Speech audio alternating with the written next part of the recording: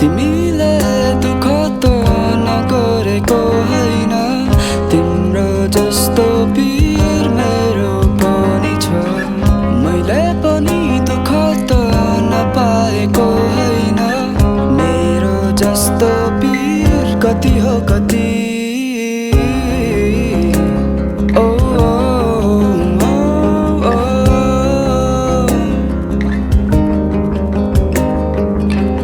सबैको आफ्नै आफ्नै सपना यहाँ साकार हुनेहरू त गयो छोडेर।